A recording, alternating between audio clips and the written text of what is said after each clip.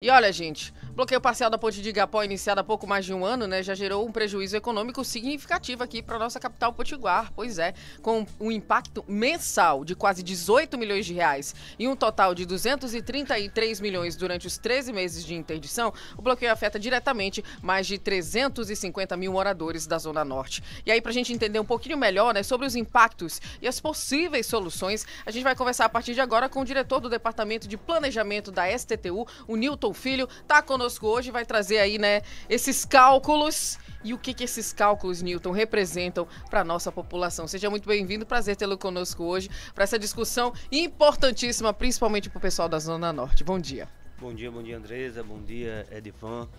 Primeiro eu quero dizer que é sempre um prazer a gente poder estar esclarecendo e informando cada vez melhor a população. Então, para a gente começar, né, na verdade, eu até queria pontuar que semana passada eu me deparei, uma surpresa, quando eu vi que a tribuna vinculou uma matéria e teve grande repercussão na imprensa local e na sociedade com relação a eventuais cálculos de impacto da obra, né? E eu queria pontuar que, na verdade, trata-se de um processo judicial, cujo qual a Procuradoria-Geral do município ingressou na Justiça Federal, porque o responsável pela obra é o Departamento Nacional de Infraestrutura de Transportes, o DENIT, então precisava ir para a esfera federal, ingressou questionando, solicitando a remoção do canteiro de obras de cima da ponte de Igapó, né, da ponte Costa e Silva. Defendendo a liberação da ponte, liberando o tráfego, melhorar a vida da população. Exatamente, liberar o tráfego da ponte. Essa ação, ela ocorreu, Edivan, porque o município entendeu que não havia necessidade do canteiro ficar sobre a ponte para fazer as obras de recuperação da ponte. Isso não quer dizer que a obra não é importante, pelo contrário. O município sempre defendeu a execução da obra porque é uma obra de suma importância. Você manter uma estrutura daquela habilitada ao tráfego, ela é importante. Já pensou, não existia aquela ponte na cidade? Nossa, o caos ia ficar que seria? difícil demais. Então, o município não entrou questionando a natureza da obra. Ele questionou a forma como a obra foi executada. Está sendo executada. E, por uma surpresa positiva, não para nós que havíamos feito o pedido inicial, o perito designado pela Justiça Federal para avaliar a necessidade ou não do canteiro na obra, em seu laudo disse que não havia realmente a condição essencial do canteiro ficar sobre a ponte. Ele disse que o canteiro sobre a ponte favorece o andamento da obra, melhora a logística, como já era de se esperar, mas ele não era uma condição sine qua non, ou seja, se ele não ficar lá, a obra não existiria. Ou seja, ele poderia ficar fora da ponte. No entanto, para remover esse canteiro da ponte, o custo seria de aproximadamente 4 milhões.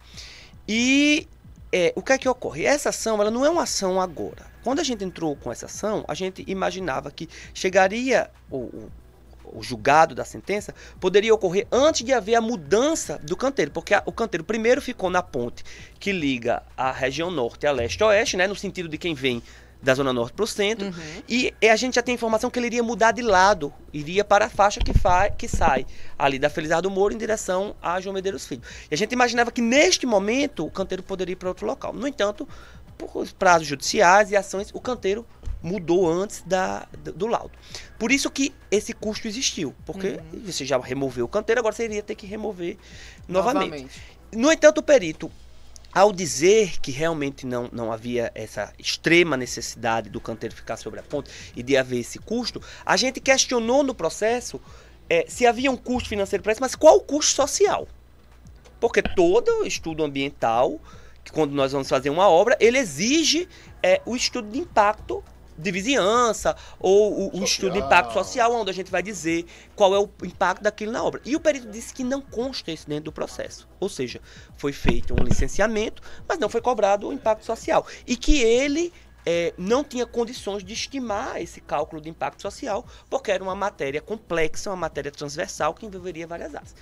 Então, quando ele colocou esse laudo no processo, a Procuradoria notificou, a CEMURB e a STTU era a assistência técnica da Procuradoria-Geral do município nesse processo.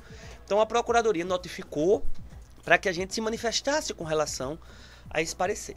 Então, quando esse parecer chegou, a gente concordou, porque era o que a gente vinha afirmando ao longo do processo, E a gente disse também que o impacto social ele era complexo e difícil de ser realmente estimado. No entanto, a gente queria abrir o início dessa discussão. Então, o que é que nós fizemos? Olha, o custo físico para a relocação do canteiro é 4 milhões de reais, certo? Mas se a gente considerar o custo da força de trabalho perdida nesse tempo, que foi aferida pelo perito, a gente pode partir de um valor. Então, o que é que nós fizemos? Ora, a perícia aferiu o tempo de deslocamento que se atrasava por relação à obra. Então, a gente disse, a gente consegue contar quantos carros passam aqui, porque nós temos contadores. Nós temos, o DENIT tem, então passa 70 mil veículos ali por dia. Se eu disser que em cada veículo, considerando ônibus, caminhão, enfim, um pelo outro, passa 4 pessoas dentro de cada carro, porque é uma conta bem razoável, porque eu estou considerando transporte público. Eu falo de 280 mil pessoas passando por dia sobre aquela ponte, certo?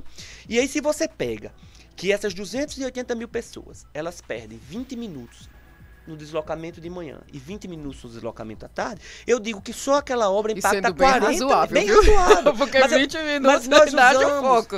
Nós usamos os dados da própria perícia, porque a gente tem que ser coerente com o que está sendo dentro. Nossa discussão sempre foi técnica, não é uma discussão política, não é uma discussão técnica. É bom enfatizar que é uma perícia judicial. Foi uma perícia judicial. E nós, enquanto técnicos, também colocamos pontos técnicos. Então, vamos dizer que eram quase engenheiros dentro de um processo. Sim. Então, considerando que elas percam 40 minutos todos os dias, e utilizando o dado do IBGE de que 60% da força de trabalho ganha um salário mínimo, eu consigo dizer que 60% dessas pessoas que transitam sobre a ponte ganham um salário mínimo. É um dado oficial. Então, quanto custa a hora trabalhada de quem ganha um salário mínimo? R$ 6,42.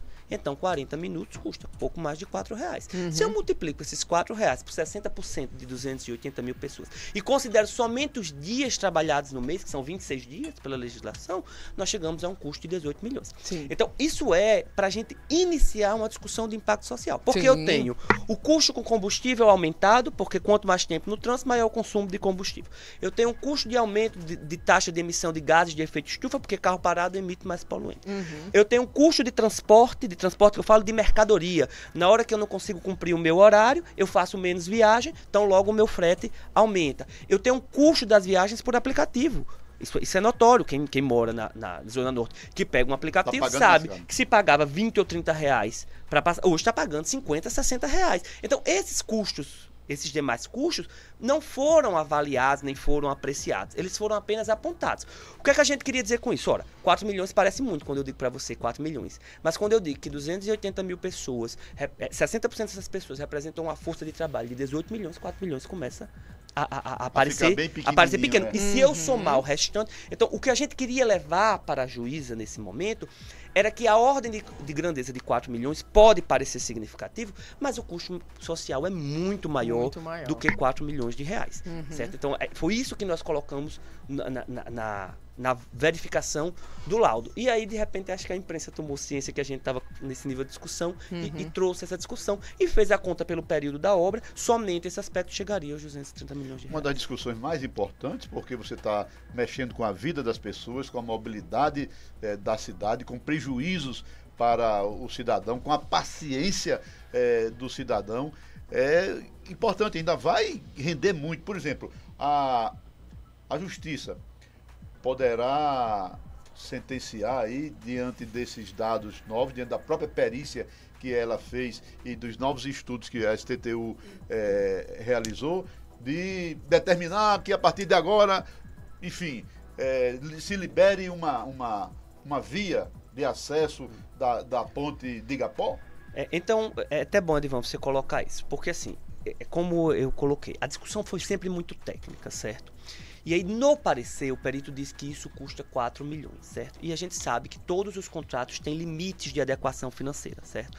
Contratos têm até 25%. No contrato de 20 e poucos milhões, 4 milhões, a gente já está falando de quase 20% do contrato.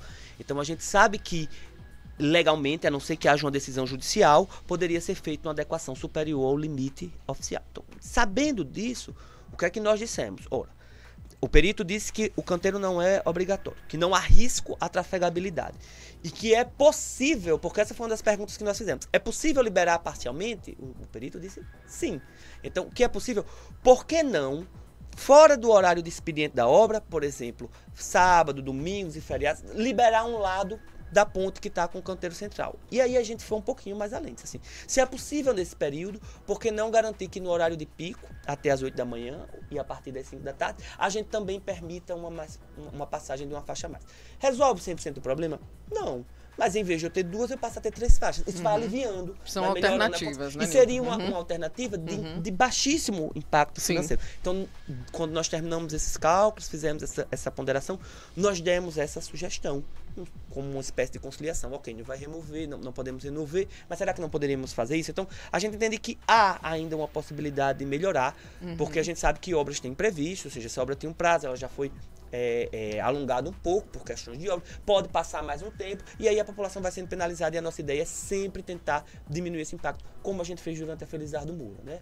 A gente nunca trancou totalmente, excepcionalmente de madrugada, um horário ou outro, mas a gente sempre tentava liberar para consensuar com a população. E a obra da Felizardo Moura exigia até isso porque tinha muitas atividades, muitas planilhas de trabalho que exigia, né? Fiação interna. Você tinha que remover o asfalto. Remover o asfalto. É diferente, você tem que remover o asfalto. Embora na ponte também tenha que remover, mas esse trabalho é um trabalho que levaria dias. Então, o que a gente quer dizer? No dia que precisar, já feche. Mas quando puder, abra. É isso. O máximo possível deixar aberto, né, Nilton? Exatamente. Que é para a população poder se deslocar. Olha, e além dessa alternativa, alguma outra já foi pensada assim para levar a discussão? Não, a gente levou um rol de possibilidades. Existe um rol de possibilidade além caso, né? Claro que o objetivo principal da ação era remover 100% o canteiro, então esse objeto ainda permanece, como o Edivan colocou, a juíza pode de repente determinar a remoção total, né? Mas a gente deu essas outras opções, liberar parcialmente, retirar nos horários de pico, liberar finais de semana, aplicar reversão quando for possível, então a gente tecnicamente também colocou outras possibilidades. Olha, se o DENIT não fez aquilo que tecnicamente deveria ser feito, se não fez, foi por incompetência técnica. Se, por outro lado, pode também ter sido de forma proposital. Aí eu acho que daqui a uma semana isso aí vai se acabar, quando a campanha as urnas se abrirem, aí eu acho que pode até abrir tudo, porque a obra que a prefeitura fez foi uma obra espetacular, uma obra de mobilidade, da maior dos últimos 50 anos que Natal assistiu, mas ficou emperrada ali, as pessoas ficaram em dúvida, muita gente não tem informação correta, né? Se a ponte ficou totalmente intrafegável, terminou criando o problema e criando também a dúvida para ofuscar um pouco o trabalho que a prefeitura vem fazendo. Eu acho que agora, depois da campanha, talvez aí se resolva, se libere tudo, se bote canteiro em qualquer lugar, se bote 200 pessoas para trabalhar para acelerar as obras, porque a gente não pode também continuar esperando. Você tem ideia do prazo ali, final da obra do DENIT? O prazo, Edivan, é maio, certo? Do próximo ano. É o prazo estabelecido. Havia um prazo anterior e eles prorrogaram até maio. Um pouco mais. O que a gente tem dito, Edivan, assim, a gente tem se restringido muito à esfera técnica da obra, né? Sim. Então, por exemplo, uma coisa que nós questionamos em termos do processo é que o processo original que deu início à contratação da empresa que executou o serviço não previa a colocação do canteiro sobre a ponte. Ou seja, já havia esta possibilidade, certo? Então, e não teve nenhum contato com a prefeitura para fazer uma coisa concomitante? Não, a gente recebeu a informação tal qual junto com a população de que a obra iria iniciar, certo? Então, assim, o que a gente tem só questionado é assim, qual a possibilidade de melhorar a vida da população? Porque a gente sabe da dificuldade do trânsito, são 20 minutos lá, mais 10 ali, mais 15 ali, mais 30, daqui a pouco é 2 horas perdidas no trânsito e isso é qualidade de vida. E a gente tem trabalhado para melhorar isso. É fácil? Não é fácil. Cidade grande, muita gente andando, movimento pesado, mas o que der para a gente fazer, a gente vai fazer, por isso que a prefeitura entendeu que era possível. Tão possível que o perito constatou que a prefeitura vinha dizendo, ou seja, não era nada de absurdo do que a prefeitura estava pedindo. E aí, de forma técnica, a gente espera também que essa questão seja solucionada o quanto antes. E aí, Nilton, eu quero te agradecer pelas informações. Eu acho que é de suma importância a gente entender todos esses números, né? E de que forma eles passam ali pela população, né? De que forma a população, principalmente da Zona Norte, que se desloca ali todo dia pela ponte, sofre com tudo isso. E eu espero te ver novamente aqui conosco para a gente ter uma outra conversa, mas com a conversa trazendo já as soluções. Eu também adoraria. Né? Você já falou com o Nilton, poderia também ouvir o DENILTON, né? O DENIT aí. Porque Oh, meu até Deus. hoje nunca abriu a boca pra nada, não botou a nota, não botou nada. De Nilton já veio, falta só o de Nito agora, Né? Pra dar uma Pra explicação gente juntar aí, as ver se- ideias pois aqui é. e fazer tudo dar certo. Nilton, mais uma vez, muito obrigada. Gente, conversamos com o Nilton Filho, ele é diretor do Departamento de Planejamento da STTU. Acho que ele trouxe aqui todas as informações, né, pra você entender aí esse processo dessa ponte que tá demorando, mas se Deus quiser, uma hora vai sair, né, e vai trazer aí os benefícios pra nossa capital. Obrigada, Nilton. Por nada, a gente que agradece o espaço para prestar esclarecimento à população. Estamos à disposição. Muito obrigado a vocês dois. Esperando ao seu retorno, viu, Nilton? Ok. Com boas notícias. Olha, gente, vamos ficando por aqui, finalizando